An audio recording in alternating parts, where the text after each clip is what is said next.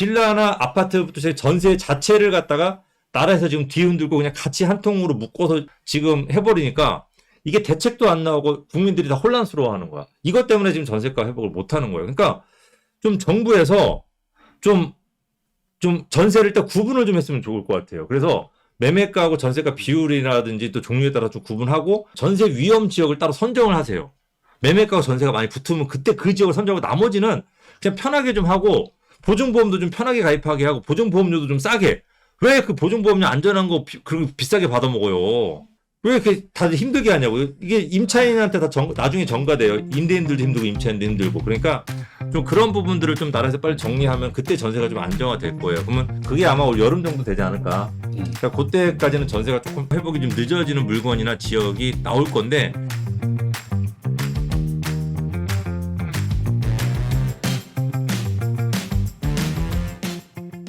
우리 김병철 님이 천안 지역의 실거주로 구매하는 건 어떤가로 이제 물어보셨는데 우리 아까 공군대 님이 표를 보여주셨잖아요. 천안 지역은 2024년도에 입주 물량이 굉장히 많습니다. 그러면 언제 사면 될까요? 실거주로 하시더라도. 2024년도에 매수를 하시는 게 제일 좋겠죠. 왜냐면 2025년도부터 물량이 줄니까 이때부터는 또 회복을 하거나 가격 하락폭이 적을 수가 있으니까 시장이 조금 바뀌더라도 지역별로 분명히 물량이 많은 거는 이 전세가 하락이 오르지 않으면은 받쳐주기가 힘들거든요, 매매가를. 그러니까 천안 실거주를 하신다 그러면 올해 말이나 내년 한 여름 정도 그 전후를 보시고 그때 사셔도 늦지 않으니까 서두르지 않았으면 좋겠다. 그러니까 저희가 이제 그래서 이런 표를 보여드리는 겁니다. 저는 이제 그렇게 하시면 좋을 것 같아요. 다음 내용을 물건별로 설명을 해드리도록 하겠습니다. 자, 일단은 특히 서울을 저희가 예를 많이 드는데, 자, 대단지 아파트가 가장 많이 하락을 하고 가장 많이 떨어졌어요. 고점 대비했을 때 대단지 아파트가 7%까지 떨어졌어요.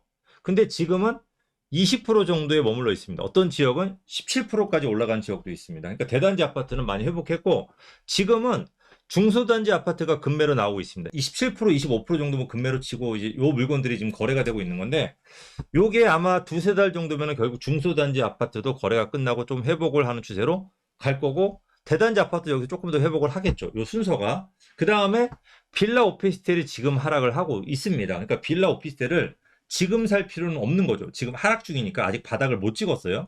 그래서 이 빌라 오피스텔이 한 여름 정도의 바닥을 찍을 것으로 저희가 보여져요. 그리고 이제 또 바닥 찍고 돌다가 다시 또 이제 회복을 하겠죠. 그러면 중소단지 아파트를 서울 같은 경우 매수하시면 되고 빌라 오피스텔을 사신 분들은 여름 이후에 매수를 하시면 좋은 가격에 살 수가 있는 겁니다. 단독주택 가격 자체는 하락한 게 별로 없기 때문에 이게 이제 순서가 단독인데 단독은 떨어져도 그만, 상승해도 그만. 위치가 좋은 거는 사시면 되는 거고 위치가 안 좋은 것들 좀 저렴하게 사실 분들은 조금 늦게 사셔도 내년에 사신다고 하더라도 크게 더 주고 사지는 않을 것으로 보여집니다. 그러니까 요 순서 대단지 아파트에서 중소단지, 중소단지에서 빌라 오피스텔, 그 다음에 단독주택으로 요 가는 흐름은 광역시 단위라고 한다면 전부 다 아마 같은 흐름으로 가게 될 겁니다. 그래서 요 순서를 맞추어서 여러분들이 매수를 하시면 되고 지역별로도 저희가 말씀드린 선행지수라든지 몇 가지 가격 지수를 보고 아 내가 지금 대단지를 사야 될지 중소단지를 지금 사야 될지 이 두 개니까 지금 아파트 수요밖에 없으니까 이 두 개를 여러분들이 판단을 하시면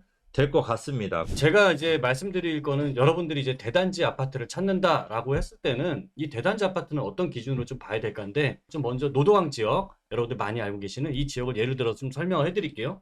여러분들 여기 숫자 많이 보이시잖아요. 많이 보이는데 이 숫자 중에 뭘 봐야 되냐면 일단 91이라는 숫자를 마음속에 좀 갖자고요. 제가 이 숫자 머리 아프게 보다 보니까 하나 딱 득도를 한 게 이 91이라는 숫자였어요. 이 91 기준으로 해서 90일보다 낫다라고 한다면 이런 것들은 대단지 아파트에 있는 급매물 물건도 찾을 수 있는 단지구나 라는 거를 제가 파악을 했거든요. 그렇게 보면 여기 강북구, 도봉구, 노원구 중에서 이 90일 밑으로 나온 단지 지역들은 어디가 있을까요? 봤더니 이 중에서 가장 좀 낮게 나온 지역을 봤더니 노원구네요. 그러면 노원구에서는 대단지 아파트에서 급매물들이 나올 확률이 좀 높은 거고 특히 노원구라고 한다면 강북 쪽 라인에서는 가장 호재가 많은 지역 아닙니까? 여기에 같은 경우에는 뭐 의료 복합 클러스터라든지 GTX라든지 재건축 호재가 있는 곳이다 보니까 이 안에서 저는 시청자분들이 대단지를 보고 좀 찾으시는 게 좋을 것 같고 자, 또 마용성이 있죠. 또 서울의 중심권이다라고 한다면 가장 많은 관심을 갖고 있는 지역인데 자, 여기서 봤더니 용산은 90일이 넘네? 라고 봤을 때 100이 돼 있잖아요. 그러다 보니까 여기에서는 이제 대단지 내가 좀 급매물 잡을 거는 물 건너갔구나. 이렇게 좀 판단하시는 게 좋을 것 같고. 그러니까 용산 같은 경우는 여러분들 좀 생각을 하셔야 되는 게 100이 넘잖아요. 그렇죠. 100이 넘어가면은 중소단지도 가격 하락폭이 적어요. 그러니까 용산은 아파트보다는 빌라나 오피스텔 쪽이 조금 지금 하락을 하고 있거든요. 여기 위주로 여러분들이 보시는 게 맞아요. 그러니까 용산은 아파트가 대단지가 그렇게 많지 않아요. 이천동 몇 군데 외에는. 그러다 보니까 아직은 뭐 한냄새 완성된 것도 아니고 그러니까 약간 중소단지 위주로 여러분들이 보셔도 크게 하락폭이 생각보다 못 느끼실 거예요. 여기도 보면은 2개월 전도 100이고 1개월 전도 100이고 현재도 100이니까 거의 가격의 하락이 움직이지 않았다고 보면 근데 이제 전세가 하락이 워낙 빌라나 오피스텔 쪽에서 컸거든요. 그렇죠. 그러니까 그 직격탄을 용산도 맞았기 때문에 용산의 빌라 오피스텔은 여러분들 향후 10년 내 아니면 평생 지금보다 더 싼 기회는 없을 수 있습니다. 지금이 제일 싸다. 지금이 엄청 싸요. 그러니까 말도 안 되게 싸기 때문에 여러분들은 용산 쪽은 제가 그 얘기를 좀 드리려고. 네. 그렇게 여러분 보시면 되고. 왜냐면 저희가 직접 그렇게 물건을 많이 찾고 있거든요. 네네. 싼 게 너무 많다 보니까 여러분 사줄 게 너무 좋은 게 많아요. 근데 그런 부분 찾고 있습니다. 용산 얘기는 했고 성동구하고 마포구네요. 근데 마포 같은 경우는 이미 90일이 넘다 보니까 이런 대단지 쪽에서는 찾기 어려울 것 같은데 성동구가 살짝 좀 애매하죠. 그러다 보니까 성동구 91에 거의 근접해 있는 상황이다 보니까 저는 마영성에서 내가 대단지 아파트들 중에서 좀 저렴하게 좀 이렇게 좀 괜찮은 단지 찾아보겠다라고 하시면 저는 성동구 쪽을 좀 추천드리고 싶습니다. 자, 그리고 다음에는 이제 금관구이죠.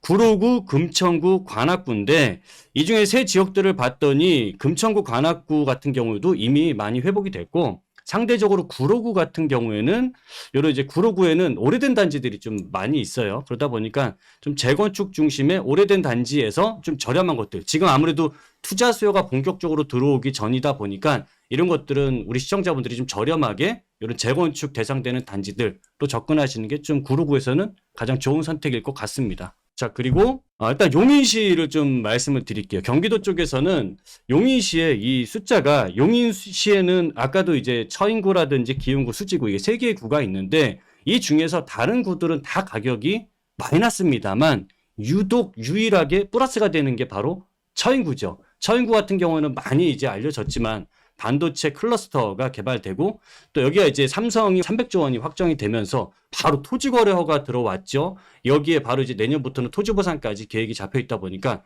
이 주변에 굉장히 큰 파급력을 줬는데 굉장히 저 숫자 플러스 0.3이라는 거는 굉장히 큰 의미가 큰 숫자다라고 여러분들이 판단을 하시고 앞으로 내가 지역을 찾는다라고 했을 때는 이렇게 용인에 있는 처인구처럼 개발 호재가 확실하게 실행이 되는 지역들, 이 지역 중심으로 본다면 저는 굉장히 좀 좋은 기회가 이런 곳에서 만들어질 것 같습니다. 그 아까 보여드렸던 표 중에서 네.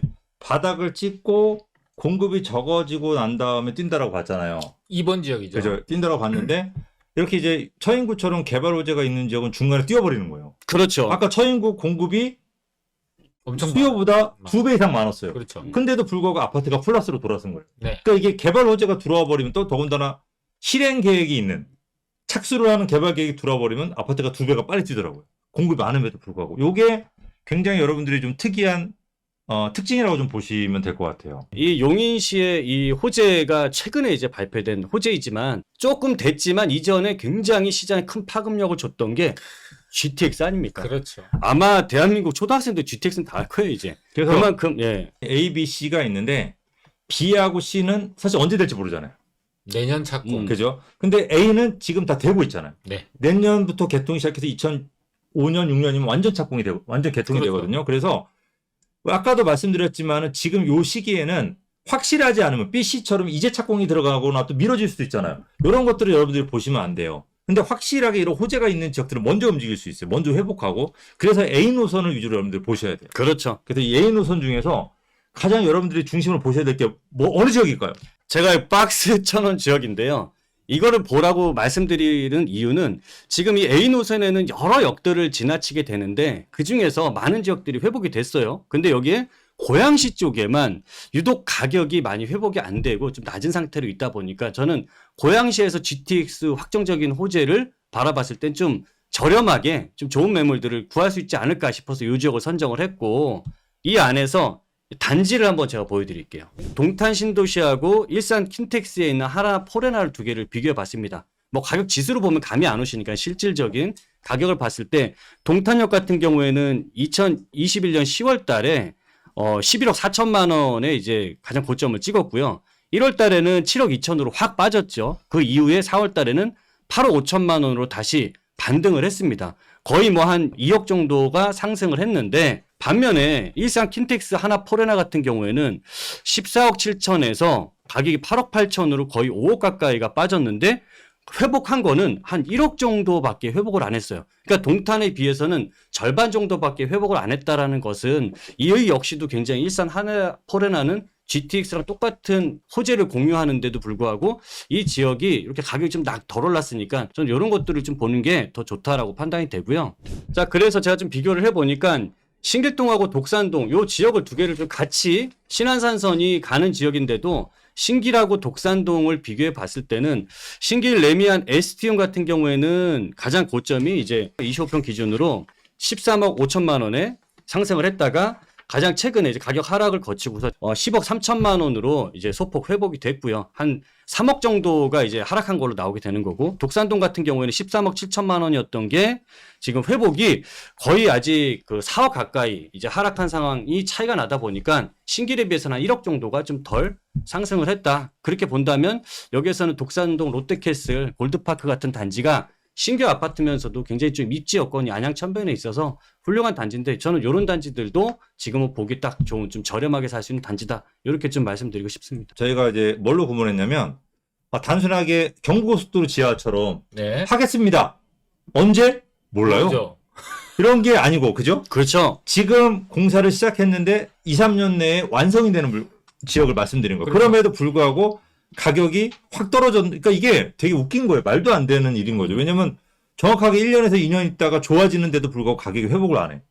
이게 말이 안 되잖아요. 그렇죠. 그러면 그 지역은 100% 회복 안 하고 그냥 그대로 갈 거야? 아니면 100% 오를까요? 100% 오르죠. 그러니까 이제 그런 부분들을 여러분들 스스로 판단해 보시면은 지금 말도 안 되는 물방 고기반이라고 생각할 수 있는 지역들이 되게 많다라는 거죠. 꼭 청약만이 답이 아닌 이런 확정적인 호재가 들어가는 지역은 너무나 안전하고 바닥일 때 사면 좋다라고 저희가 판단이 돼서 말씀을 드리는 거고. 자, 이제 또 하나 저희가 호재를 볼 수 있는 게 이제 국가전력 기술 프로젝트예요. 이게 지금 요즘 차세대 전지 그렇죠. 주식시장에서 뜨거웠잖아요. 가장 핫한 이 네. 종목 중에 하나죠. 이게 부동산 시장에도 같이 있거든요. 이 차세대 전지가. 네. 그래서 이걸 가지고 우리 이권대님이 좀 준비해 다시 또 설명을 좀 해드리도록 하겠습니다. 네. 지금 정부가 지금 경기 자체가 그 내수가 상당히 어려운 상황이에요. 그러다 보니까 경기 활성화에 대한 목표가 첫 번째로 가져가다 보니까 이런 첨단 산업군을 많이 만들어내는 거고 또 두 번째로는 지금과 같은 시기가 아니면 이런 대규모의 프로젝트를 내놓을 수가 없죠. 집값 급등이라든지 이런 우려 때문에. 근데 지금 이 두 가지가 딱 맞아 떨어진 상황이다 보니까 국가전략기술 프로젝트에 굉장히 좀 속도를 내고 있는데요. 5년간 이 사업에는 160조 원을 투자하겠다라는 사업이 세 가지입니다. 하나가 반도체 클러스터를 만드는 사업인데 이 사업을 정부가 할 수밖에 없는 게 지금까지도 잘 해왔지만 이 시장 규모 자체가요. 거의 1268조 원에 되는 어마어마한 시장입니다. 그리고 이 다음으로 이제 볼 시장이 차세대 전지입니다. 앞으로 전기차라든지 UAM, 드론이라든지 모두 쓰이는 건데 이게 816조 원 사업이다 보니까 절대 포기할 수가 없는 거고요. 반도체 다음에 우리나라에서 제일 세계적으로 앞서 나갈 수 있는 사업이라고 그러더라고요. 맞습니다. 그래서 엄청 기대가 많더라고요. 다들. 네, 그래서 지금 굉장히 뭐 주식도 이것 때문에 굉장히 좀 열풍이기도 한데 그 다음으로 이제 UAM 사업인 거죠. 이거는 이제 2040년까지 해서 가장 시장 규모가 앞으로 커질 거다라고 예상을 하는 게 1650조 원입니다.